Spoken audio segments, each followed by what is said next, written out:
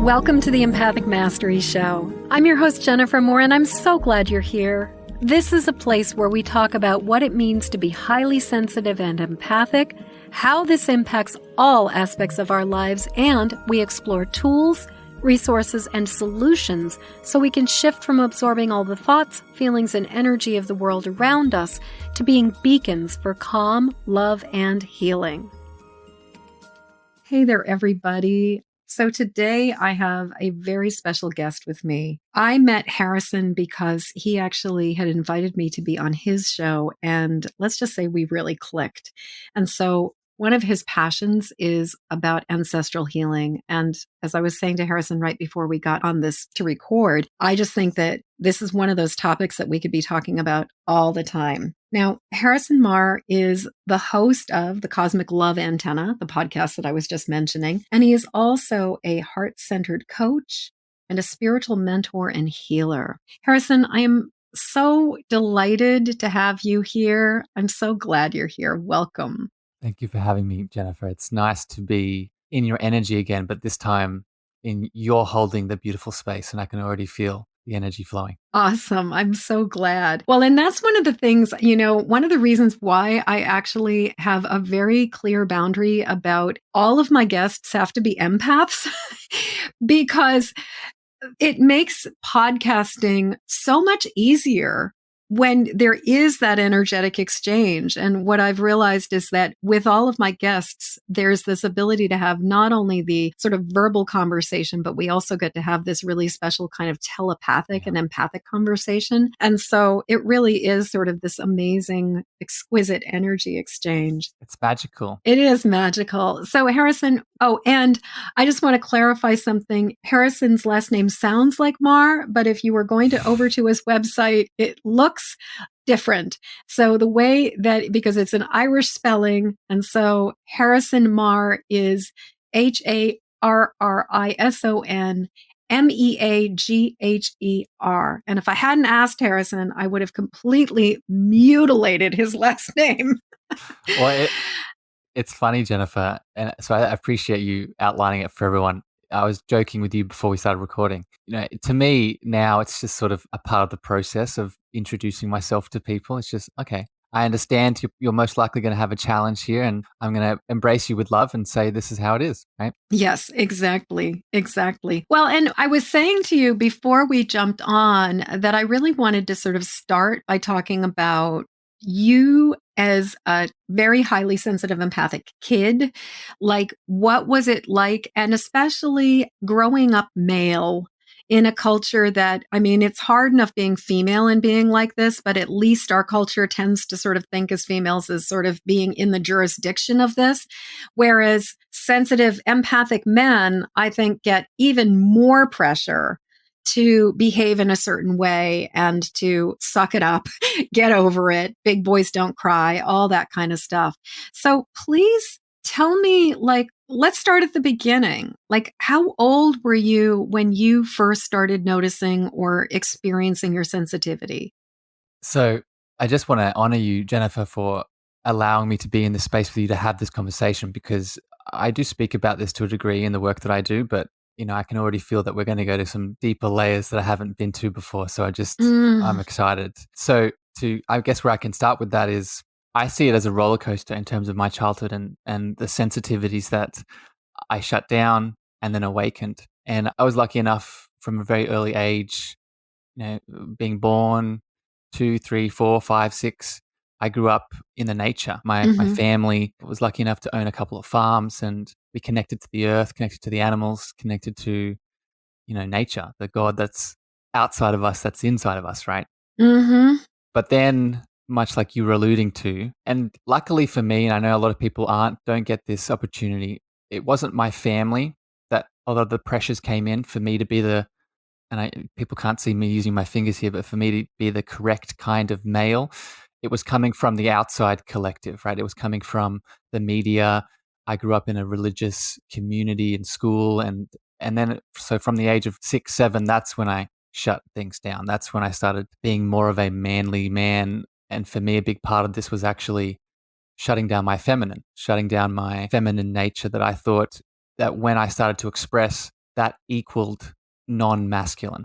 So that was the start. Mhm. And I just wanna say that as you were commenting about you can sense that we're going deeper, that thank you for the willingness to go deeper. Thank you for the willingness to be real, for the willingness to share your story. I mean, it's sort of like I can ask you the questions, but you're the one who has the willingness to answer them. So for that, I am just so incredibly grateful. And, as you're speaking, I'm so grateful that you did not experience the invalidation or the pressure to be masculine necessarily within your family. But as you were saying, by the time you were 6 years old, you were starting to experience the social pressure to behave in a certain way, and subsequently starting to shut down all of the things that you considered, quote, feminine, unquote. So let's talk about like, what did that look like? And maybe like, or sometimes I like to say, how'd that go for you? Like, how'd Yeah. that work for you? I mean, I know from hearing a lot of stories, it doesn't usually work very well, but tell us about like, what was that like? Like, and how long did you engage in this attempt at being somebody other than you are? It's such a good question. So, the first thing that comes to my heart when you ask what did it look like, it was my voice in many ways. For each person it's going to express in different manifestations, but for me it was a suppression of my metaphysical spiritual voice and my Hmm. literal, physical voice that I was expressing. I A lot of the work that I do now currently is around my voice, but back then, because from what people were reflecting back to me, especially as I started to move into my adolescence, I was being told based off how they were interpreting my expression that again, the manly persona wasn't coming through. So for me, what it looked like was changing my voice, restricting my voice. If I sounded again, quote unquote, too feminine, too emotional, too sensitive, then for me that was a back then I thought it was an opportunity to shut that piece down and go more into the masculine side, whether it be changing the actual voice, whether it be putting on a different accent, whether it be just not speaking at all. If emotion was coming up, just numbing that, suppressing that. Into my adolescence, it looked like alcohol, it looked like drugs, it looked like losing myself, and not in the beautiful way in women. So yeah, that went on and that progressed, and we can talk about later if you feel called, but then I hit a wall at a certain point. But that was the main sort of manifestation of the suppression of it. Well, and it's something I've heard before about a lot of times, in our culture, the way that men or male bodied people live in the world is that, especially if they have a more soft or feminine side, it's not uncommon for them to go into almost like a hyper masculine Yeah. behavior and to just really, really, really try to overcompensate.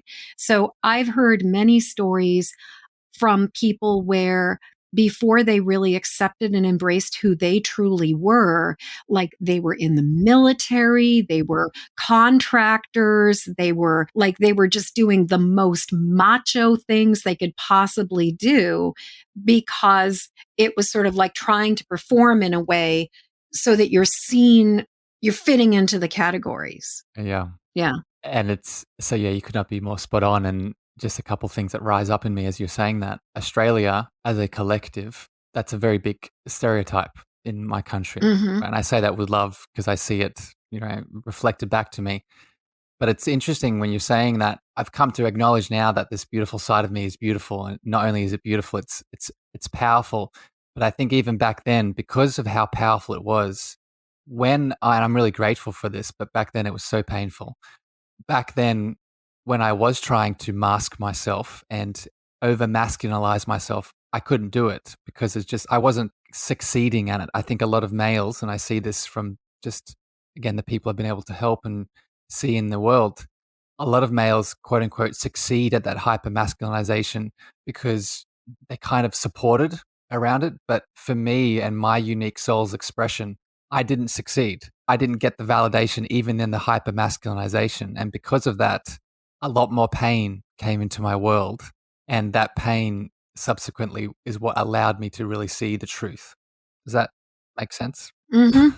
Yeah, it makes total sense. Well, and I so appreciate what you're saying about, like, it's like that whole thing of being a misfit toy. It's like you put the mud on your nose and try to play in the reindeer games, but it's like they all know you got mud on your nose. They all know you're different.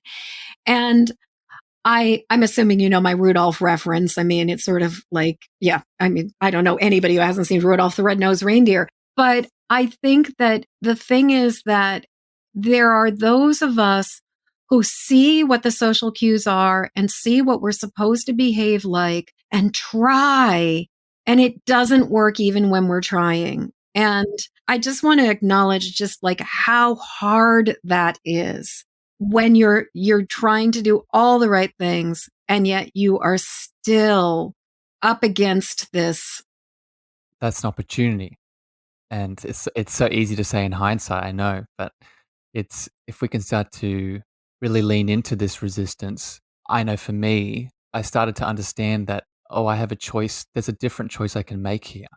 That instead of swimming up the stream of ego and resistance and just putting on these layers and faces and personas that I feel like I should be making to fit into the boxes that have been created for me, there's a different choice I can make. And that different choice is flowing downstream with that beautiful voice that's inside of me that just wants to be heard. Right? And if I can make that choice and that turn in the river, Mhm. then yes, I may move away from the world that I've created outside of me based off the choices from my personas, but what I'm flowing into is more of me. And that more of me is beautiful if I just allow it to come forth. Yes. Well, and there's so many rich pieces of what you're describing here because, we as a culture have been going upstream for such an incredibly long time and going against nature, going against gravity. And that resistance is almost like what we experience as the default. And so it's sort of funny because it feels like resistance to stop resisting. It's like we've been so backwards that it feels weird to surrender to the flow and to move with the current as opposed to going against the current that our society has. As you were speaking, I was just thinking about like pulling out the kind of qualities or the ways that before you surrendered, before you completely hit bottom, that you were attempting to control it. And I was hearing, like both being changing your accent, changing your voice, your tone, your expression of what you were saying, remaining silent, silencing yourself and suppressing your voice and not speaking when something was going on that didn't fit into the categories of what's acceptable dude behavior. I don't know if dude is a word that you guys use in Australia, but here in America, it's definitely Bloke. talk about Bloke is bloke the yeah, it's the bloke Australian version. behavior Yeah. there. Yeah, just being a total bloke there, and just another shrimp on the bobby.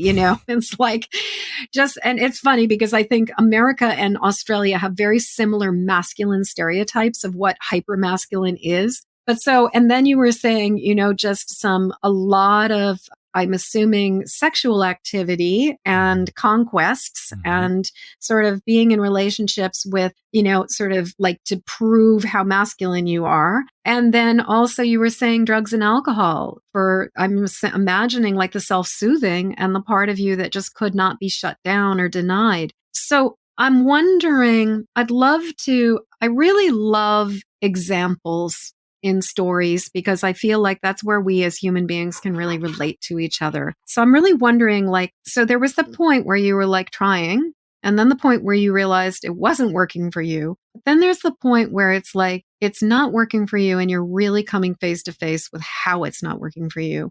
How did this manifest for you? What did you experience that led you to the point where you went, this hurts too much. I can't keep doing this. How did it hurt too much? Like what happened? So, if I'm being honest with myself, there wasn't there was one moment, but as I've gone deeper into this story, there were a few. Mhm. And I'll explain the one moment, but I just want to acknowledge my soul in this conversation with you, that the pain teacher that I often refer to as, it comes because we haven't noticed the other teachers that have given us opportunities up to that point, right? The reason that we'll get a disease or we'll break a bone or we'll have a car crash or whatever the severe event is because that we haven't been seeing the minor events on the way to the big crash, right? So it's, for me, I'm still dissecting that, and I can definitely list some things, but it's ever evolving in terms of me looking back at the things that, oh, that's what, that happened, that happened, that happened. But to answer your question, the big pain teacher moment in which everything broke. So just to really summarize this, because it is a big story, but I spent the many years of the women, the alcohol, the drug, was a lot of time traveling abroad. And it was beautiful in many ways because I got to make a lot of powerful relationships and connections and see the vastness of this earth. But it was masked in all of the excessive behavior that I was, as you described, I was layering on top of the beautiful essence of what I was to begin with. And long story short, after many, many years of doing this, like a big chunk of my adolescence, most of my younger 20s, I was in line at an airport like I had been doing many, many, many times before. And it was at LAX. And I placed my passport, gave it to the officer, Mm. and he looked at it 5 minutes, 10 minutes, 15 minutes. And then he pulled me aside and he took me into a back room. And for the next 24 hours, 48 hours, almost 3 days, I was detained, I was questioned, I was locked up, I was imprisoned. Like, realistically, that's what I would describe it as, and subsequently deported back to Australia. And that whole experience, as you can maybe imagine, what had happened was that my whole world up to that point I had defined by my travels, by my adventures, by the people that were on the other side of that gate waiting to see me. And now what was happening and there was a lot of fear. Like, I'd never been in this situation before. I was being told that I was, a criminal. I was being told that I'd done all these things that, whether we could have conversations about whether they were right or wrong. But at the end of the day, the story that I was creating around the event was that I was a horrible person, right? And everything that I was doing now, that up to that point had been telling me that I was valuable, that I had so much power and potential, was now saying the opposite. And so then I was deported back home, and that was really the bottom that I then had to work my way up from. Well, and I had a conversation with somebody, I was interviewing somebody the other day, and we were talking about when your entire identity is tied into this external experience. And in their case, it was like a job like in the science profession, and their entire life was devoted to this idea of being a scientist. Empath in science world, challenging. But, and when suddenly, and they were doing all the right things, they were ticking all the boxes, they were following all the rules, they were sacrificing themselves over and over and over again to fit into the mold. And then all of a sudden, it's like the mold betrays them. And then it's like, who am I without this? And I know when I witnessed this with my father when I was in my early 20s and he had just hit his early 50s, and he had it was back in the 80s when layoffs were like early 80s when layoffs were just happening. They were just ubiquitous. That was happening everywhere. And I just remember witnessing my dad's experience of really losing his sense of self, and so I really hear that when you've like created this persona and you've created this identity and you've really cultivated this sense of like, this makes me okay. And then all of a sudden, like the universe becomes an agent for change and pulls the rug right out from under you. It is not easy. It might be necessary, and it might be exactly what the universe is ultimately like. It's divine and perfect, but boy, howdy, does it suck when you're in it at that beginning stage. Yeah. It's a beautiful wake up call. For me, it was like, it's funny you said divine timing. I can't imagine, I would not, like, this is such a cliche thing to lean into, but it could not be more true. When I look back at that event and the choices I then made, business I have now, my voice, my expression, my podcast, it would not, if I had continued down that path, right? There's a totally different Harrison in that parallel universe that exists, right? Mm-hmm. But I'm just, and I know we're going to go into different topics around this, but just for me, a big part of being able to move through that, and this is probably the advice I would give any other men or women, but men listening, is the gratitude for it. The gratitude for it, because the more gratitude I've leaned into around it, the more subsequent, that more answers, the more dots I've been able to put together, the more lessons, because it is so painful and complex at the time, there's usually more than one thing that's being said, right? It wasn't just that I'm not showing my feminine. It wasn't just that I need to express my voice. It wasn't that I'm a beautiful, sensitive, empathic being. There were multiple things, but how I've been able to pull out those multiple things is having gratitude and love for the pain rather than seeing it as just something bad that happened that I can now grow from.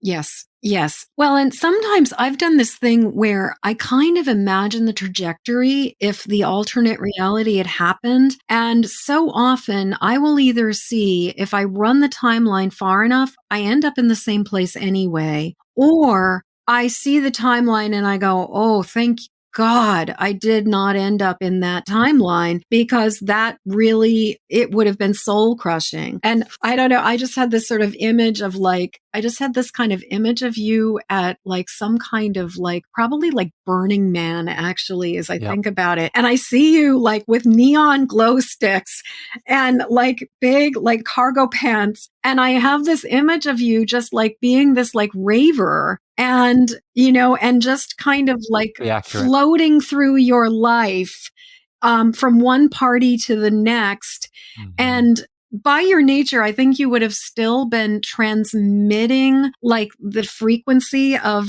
like who you are here to channel and bring through in the world. But it would have been like, it would have been so not. Oh, you also, I don't know if you have a child at this point in time, but I just had this image of like you would have a kid by now. Like you would have a kid by now. I'm like, yeah. I think your downloads and your intuitive hits are, spot on. And Yeah. that was definitely the trajectory. And again, there's no judgment No. and resistance to that within me, but because you're talking about the soul's expression here and the frequency. I think you could not be more correct in terms of the frequency would have been there, but the thing that would have been missing, and this is such a pivotal point in my life now, is the service, is the being of service. I refer to it as my angelic subtle energy body, right? The angelic body that we all have the option of embodying through us. My soul would not have had the opportunity to express that piece of it. Right. Well, and also, I think that there would have been enough egoic stuff running that energetically, even though you would have had the essence or the nugget of who you are, what you are imparting and transmitting to the world, that I think it would have gotten, my sense is it would have gotten extremely muddied because there would not have been, because not only do you bring service, but you also bring purity. That the sense I get is like you really, whereas in that alternate life, there would have been a fair bit of chasing the pleasure, chasing the accolades, chasing the validation, chasing the acknowledgement, and kind of just sort of like almost like opportunistically sort of flowing with what came next. But I get the sense that there could have also, because you are such a powerful being, there could have potentially been a great deal of, inadvertent harm. Yep. Like energetically, things could have gone sort of bizarrely sideways in the world around you because you are such a manifester and you are so powerful. Yeah. Yeah. So let's talk about, were you going to say something before I ask you another question? I know. I was taking it in, my Yeah. friend. Your reflections and your intuitive awareness of these visions. These are new to me, so I'm really grateful that you're sharing them, because, to be honest, with these stories, I have spent time reflecting on them and I have spent time looking at them, but what I haven't spent time doing is what you're describing here, is the expression of it if the what if occurred, right? And I think I'm getting goosebumps as you're sharing this, because this timeline, which for people listening, all these timelines exist in this present moment, right? The difference in them is the choices that we make, but it's important to acknowledge them, right? Yes. And see them for what they are, see them for the value that they may have, but also use them in contrast to where you are now to really empower you to be like, oh, this is really where I am now, and I'm embodying this choice that I made. So I was just taking that in. Yeah, and you know, and when we can really look at the other timeline and just see it without regret, but also without necessarily nostalgia or like I wanted that or I didn't get that, that then we can have this sense of gratitude. But it's really interesting like how it is almost like playing like a movie in my head. This timeline is so vivid that, you know, it really was like it's like you were poised. There was as much, it feels to me like you were like a bow and arrow or a slingshot where like, you know, the string had been pulled back and there was momentum that Yeah. would have easily just shot you into this entire like Burning Man, Montreal, like Paris, like you might have even become, I don't know if you ever DJ'd, but it was sort of like this entirely different reality. But it was like there was so much momentum and so much, like you would put so much will into making this thing happen that it would have been very, very, very viable. And yet the universe was an agent for change in that everything you just kind of got picked up out of the trajectory you were coasting forward in. And like the TSA became this absolute agent for your destiny and just dropped you back in Australia. That momentum was definitely filled, yes, in that. An amazing amount of momentum. Like it's kind of a miracle that your agents, that your angels were like, we are going to get these TSA people to like stop to inhibit this from continuing because this is not the plan we want for this person. I'm loving this, my friend. It's funny that you say the TSA and the angels, because when I look back at that experience, that was one of the biggest things that was really surprising to me in all of it. As I was moving through the process of it all, the individual souls and the men that were the TSA agents, there was this beautiful balance that they were holding within the experience that was obviously very traumatizing to me, right? They could tell like I was crying, I was upset, I was literally just recalculating my entire life up to that point. And the agents, the men at the time, they had so much, they had this beautiful balance between they were doing a job that they were obviously, they were getting paid to do, that there was their living, that they were living their own lives, but they also had this beautiful balance of empathy, Mm-hmm. and they could see what was happening to me and what I was moving through, and they had so much compassion. But they had compassion, and they had no, there was no hate, there was no anger, there was no. They were doing their jobs. At the same time, they were trying their best to also share that they could see what I was moving through, and they felt sorry for me. Mm. So it's funny that you say angels, because I do think a part of that energy was actually being channeled through the men that were both, the officers that held me, the officers that were interrogating me, all of it. So yeah, I think that angelic presence that you're feeling was very real. Well, and that it was men. It feels to me like Yeah. there was an absolute reason that it was that all of these agents were male as opposed to female. So the next piece of the story that I'm just curious about, and I think that this will probably lead us into talking about ancestral healing. But so, okay, so you get picked up by the universe and like pulled up into the air and then dropped back down, plunked into Australia. What was that like I'm imagining recovery process might be a way to describe it. What happened next? Like what did you do? How did you rally? Like So the way that I describe it is I, the simple version is that I went inside of myself.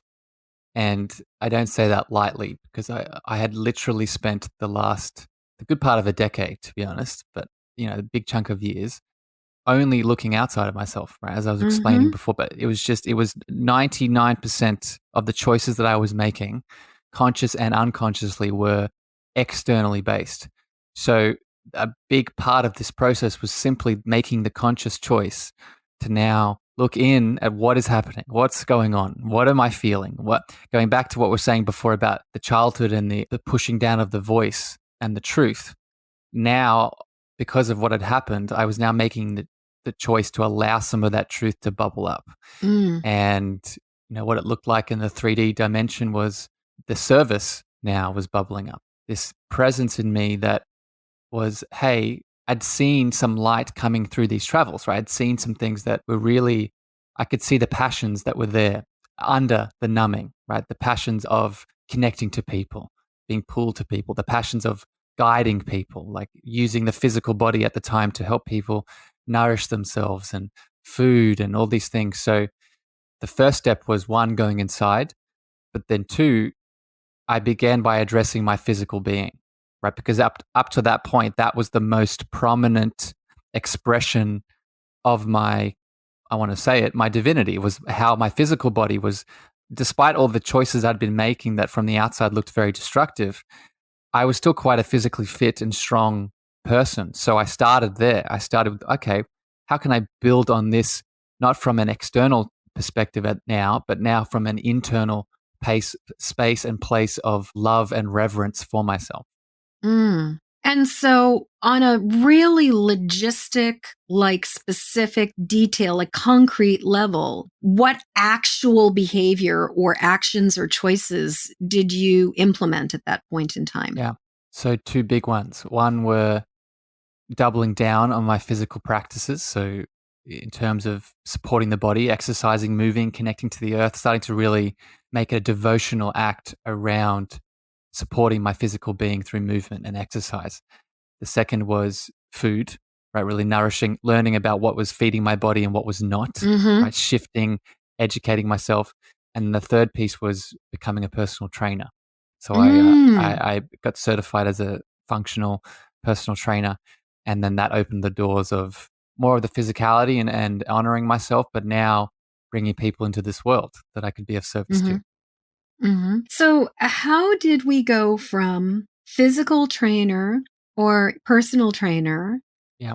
to heart centered coach, spiritual mentor, and healer?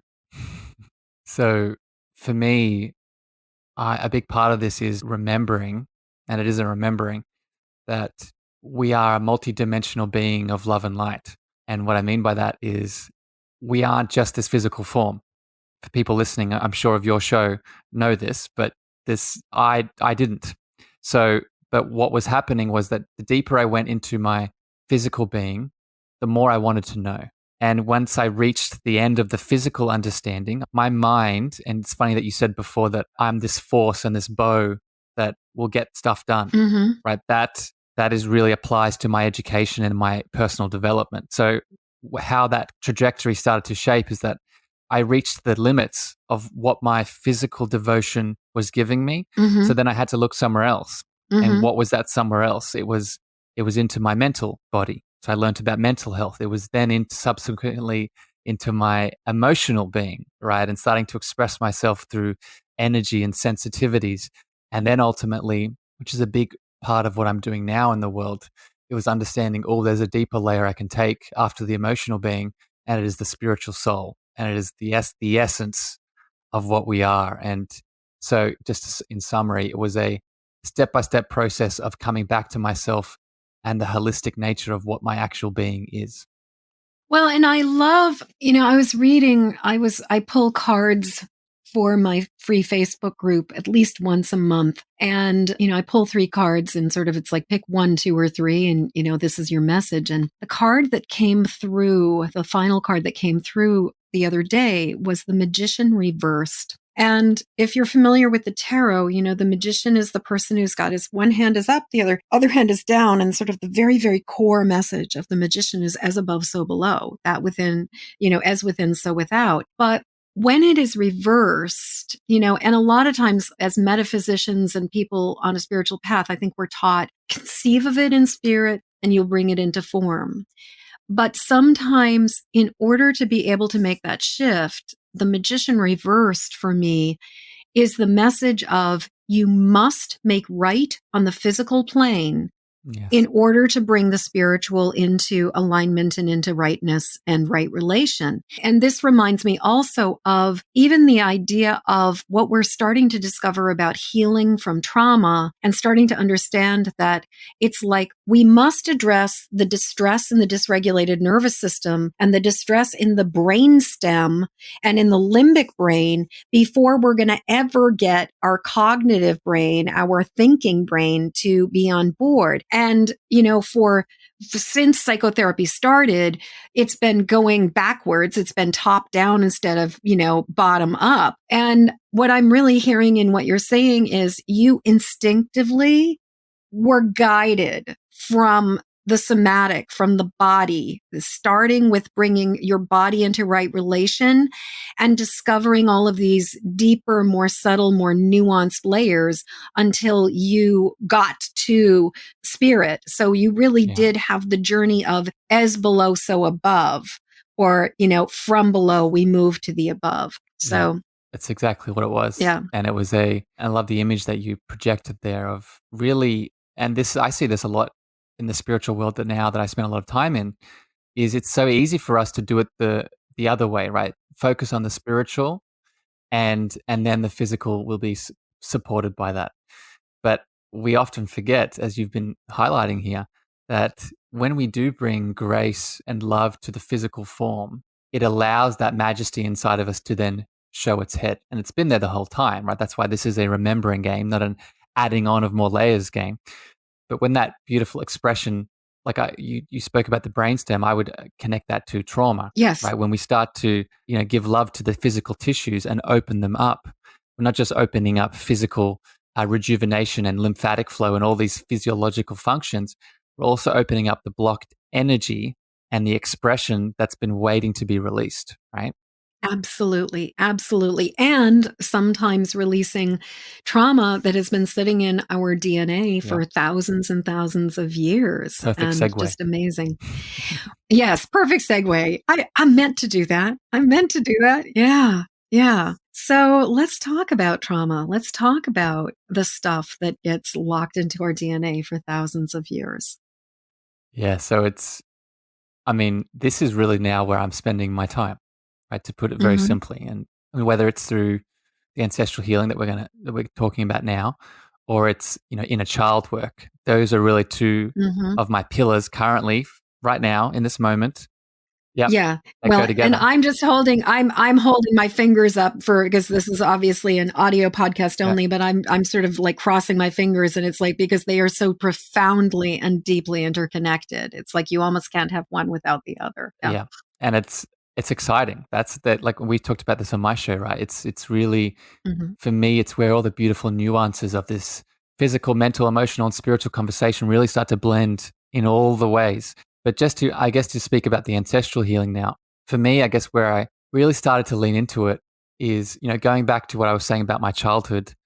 And I say lucky, but I don't think it's luck. It was just more of how my story, this incarnation, was written to be. A lot of the projections and the beliefs and the personas that I took on, they were not from the outside. They were not projected by my parents. However, the work that I've been doing, I've now started to realize that those genetic ancestral elements were there, right? And the deeper that I go into this work, the more I see my beautiful father, my mum too, but we'll just speak of this from a masculine perspective, right? I see I see the wounds that are there in my father that I now, through the ancestral conversation, have the opportunity to not just heal for myself, but also support him with, which I think is really one of the most exciting things about ancestral healing. Well, and as we're speaking, the thing that's coming to my mind right now is, I mean, you have a lot of Irish. I mean, obviously, your last name is an Irish name. I have a great deal of Irish ancestry as well. You and I are both come from Irish immigrants, Yep. and the amount, and I've recently been really hearing some levels of grasping the degree of trauma that our Irish ancestors have endured, and the genocide that we've experienced, and also the racism that our ancestors, like we go back, go back you only have to go back about 100 years to come face to face with basically we were treated as scum. And that level of trauma Yeah. is like powerful stuff. Mm.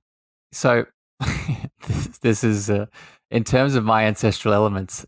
Surprisingly, this is something I haven't looked into yet for me. Well, and I say looked into because I think a big part of, just for people listening that might be new to ancestral healing, it's less of a looking for game and more of a trusting and being open to the step revealing itself, because that we can all start to look down our ancestral line, and it doesn't even have to be recent like what you're talking about with our Irish background. We could keep going, and I know scientifically now they're saying 7 to 12 ancestral generations is what impacts us now in this physical incarnation. But in my perspective, spiritually and energetically, especially when we start to take in consideration of past lives within the ancestral line, right?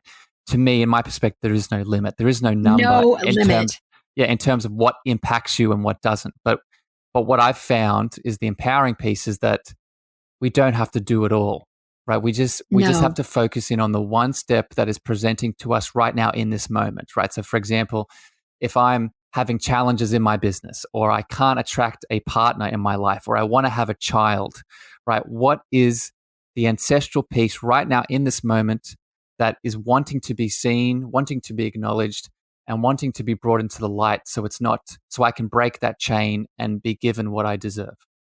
I love how you're speaking about also, like, we don't have to do it all. And that that the pieces of healing reveal themselves when they're ready to be revealed, when it is the right thing to do. And my experience is that healing has this way of sort of works on a quantum level where if we address the one small thing thoroughly, it impacts everything in a far more effective and deeper way than if we try to cover the entire grocery list and like do a little bit of rudimentary work or sort of minimal amount of work for all these pieces. You'll get way less traction than if you just address that one wound thoroughly and completely. It really, really, really transforms. And I would say to that too, what you avoid, and this is something that I'm constantly being mindful of, and I'm not perfect, and I fall into this from time to time. You avoid the superhero archetype, right? You Mm. avoid that consciousness expression inside of you of, much like we can feel like we need to do all the things for the people outside of us, right? We need to fix, we need to be the healer for everyone. We feel like we can fall into that archetype for ourselves, right? So it's releasing, and that's a heavy weight, right? So it's a releasing of that weight to be just trusting. Well, and there's a really fine line between getting into that trajectory of healing and the I'm going to heal myself no matter what, and regarding ourselves as broken. And I think that what I've seen over and over again is that at the very, very core of all healing is acceptance and love, and loving ourselves exactly as we are, warts and all. That so frequently when we start being in that kind of like superhero, like on steroids, let's fix this, that at the core of that is a fundamental belief that we are unlovable, unacceptable, and not enough as we are. Mm-hmm. Yeah. I wanted to comment as you were talking about sort of the idea that our genetic and the genetic information that is being passed forward and the ancestral information is only really, we're only affected by 7 to 12 generations. And in one of the modalities that I trained in, they were like, well, you don't usually have ancestral trauma that goes Yeah. past 7 to 10 generations. And I have to say, my personal experience is that is just completely not true. I was working with somebody yesterday where she was looking down my lines and she found a 600 generation issue in the paternal patrilineal line. And then I was doing work with another person where we found a 23 generation, 670-year wound that was down the matrilineal line. And my experience is that, well, yeah, maybe our physical representation or presentation, like the DNA is not physically, you're not seeing it anymore, but energetically, it goes all the way back to source. It's like wherever the trauma started, even if we're talking Paleolithic times, we're still carrying the energy of those traumas. Yeah. And I could not could not agree more with you in terms of my experience and what I've seen. And I would just say to people listening, just be open to it. Like just what it does. Yeah. And this is, we could have a whole conversation about the religion of science and where these closed belief systems, there are a lot of powerful perspectives within the scientific realm, and I'm here to give you love. But what I am encouraging you to do with these kinds of conversations is just be open, because when we hold an expectation of what something like this should or shouldn't look like, what we are inadvertently doing is we're pushing away the unexpected, right? And that unexpected might be like you're saying, a 700-year lifetime where you weren't even on this planet. You were in a starseed form in another galaxy, in another physical form, maybe in another dimension. And that exact teaching is what you need right now here in this form to do the things that you're doing, right? So have an understanding of your belief systems, but just have an open heart for something more dropping in. And that's all you need to do. Yes, yes. Well, and not second guessing ourselves, and also like not becoming so enamored of the dogma of even our most favorite modalities.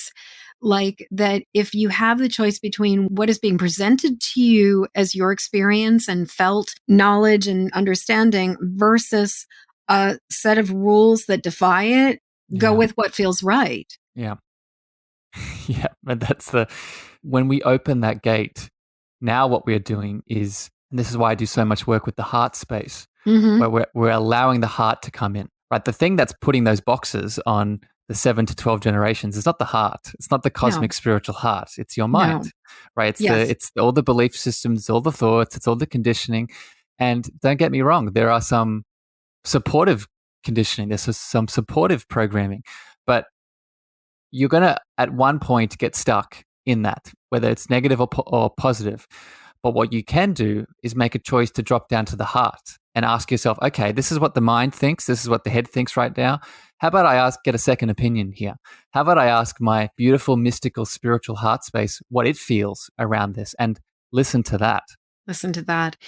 Well, and, as long as we have trauma, the challenge with trauma is that it severs the connection between the frontal cortex and the rest of our brain. And the thing is, the frontal cortex is still working. We're still having the thoughts. We're still having the voices. We're still getting all of the ideas. But we are not in the place of alignment or discernment Yeah. between head and heart. And I think that, and this goes back to, we have to heal from the bottom up. We need to address the dysregulation in the nervous system. We need to fortify and find a way back into the safety in the body. Mm. And then the mind can engage as a partner without being the dominant power over that has been ruling this planet for the last 5,000 years. The partner is the key word there, because Yeah. I see this in myself, especially within the spiritual community. Once we start to take that road back to that heart space, we then can make the mistake of pushing the mind into the corner. Or maybe people have heard the term killing the ego and destroying the ego. And we don't want to do that, right? We want to have beautiful harmonization of what you're saying, of loving the mind, loving the brain, loving the neurological pathways and that functionality that it provides us, and the lens that it helps us be this human in separation of, but also providing space for the heart and the love on the other side. So it's not a pushing and resistance, it's more of a unity and working together. Mm-hmm. Absolutely. I keep on having this image of the Queen of Swords, and particularly actually the Queen of Swords from my actual personal tarot deck, the Healing Tarot. And, the idea, the way I think of all of the court cards is I think of them as like each of the different lenses is like the queens are all, or the woman are all the water of, the heart of something. And so the Queen of Swords is the heart of air. She's the heart of the mind. And the thing about her is that she really is that and the key word I use for her is discernment, because she is in that alignment between heart and head where there is no severing, there is no separation. And then, there's just a synergy that allows us to make choices that are so much better. Harrison, we are almost at the top of the hour, amazingly.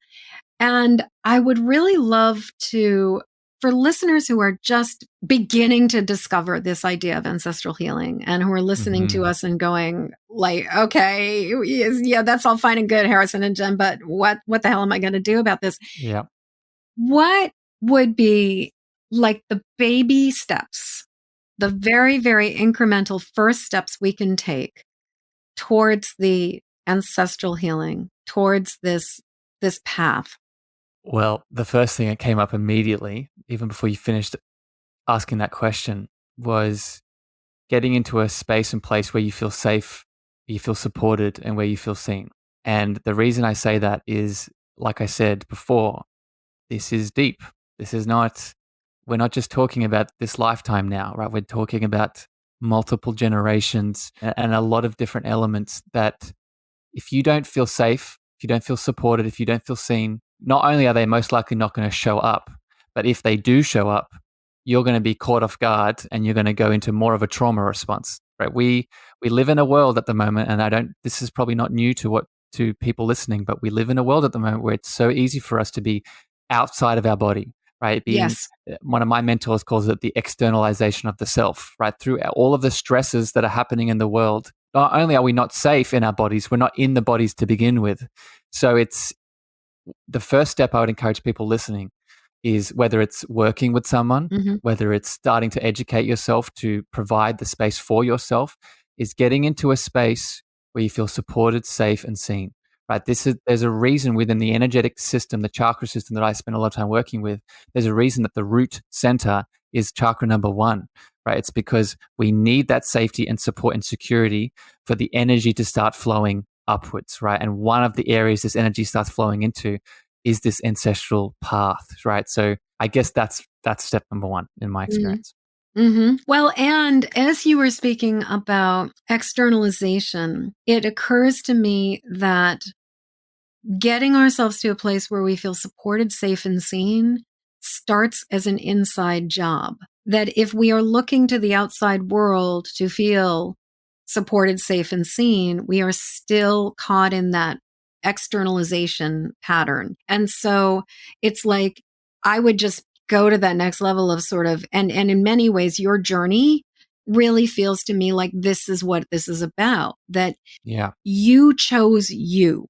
You chose to validate and honor and acknowledge what was the truth within yourself. And you chose to allow it to be safe and to allow yourself to be seen by yourself, to allow yourself to acknowledge yourself. And it strikes me that like, it is not about, I don't know, like it's not about like having the right apartment or the right job or the right partner. It's about we have to be supported, safe, and seen within ourselves. From ourselves. Yeah. Yeah. And I will just say, Jennifer, just in case people are getting confused by this, when you do reach out to someone to support you with this, right? I think the slight nuance here is that person that is supporting you has to realize that they are not giving you anything, Mm-hmm. right? That they are holding your hand so you can come back to that truth, right? And I see this in myself sometimes, and I see this in other practitioners in the world. It can be so easy for us to be in that ego, right? When someone does come to us for support, we then take the power and feel like we're giving them something. But when you're on this journey back to yourself to feel that safety, support, and security, and you do reach out to someone, realize that that's someone that you're reaching out to. The best thing that they can do for you is be the mirror of love, right? Be the mirror of love that you can look into that might be smudge free, right? Because you're still working through your traumas and pains, that is smudge free so you can see yourself fully, maybe for the first time in a long time, to then provide those answers for yourself. Mm-hmm. Does that make sense? Absolutely. Well, and as you were speaking about, as healers, it can really be painful to witness a situation that somebody is going through that we are completely powerless over. But I think that there is something so much more powerful about being a loving witness to somebody's journey and to be able to be like, that really sounds hard. And I can only imagine how difficult this is for you right now. And I am so I am sending you so much love for what you are going through, as opposed to getting all caught up in the cursed hows and the how are we going to fix this? What are we going to make better? I've got a dear friend who is currently going through just a rough patch. A lot of some health stuff is up, some financial stuff is up, some, identity shifting is going on. And it would be so easy to feel like, how can I rescue this? And Yes. there is nothing I can do to rescue this other than just say, this is what I'm working on. This is the stuff I'm discovering for myself. These are the things that I'm knowing. Maybe it will be helpful to you. Maybe it won't be helpful to you. And if there's one thing that I trust, this too shall pass. I believe in you. I believe in your resilience. And I know that, yes, this sucks and it's not going to last forever. Hmm. You're standing in your light in that moment. Yeah. Right? You standing in your light is so bright that it's rippling into them to realize, even if it's for a moment, that if Jennifer is so powerful, right? This light that I obviously feel in my heart of her, if she can emit this, what am I capable of? What am I What am capable of? I? The fact that I'm resonating with her, the fact that I feel it in itself shows me that I need something inside of me to receive that. So the fact that I'm feeling it in my heart in itself says that I can do that too.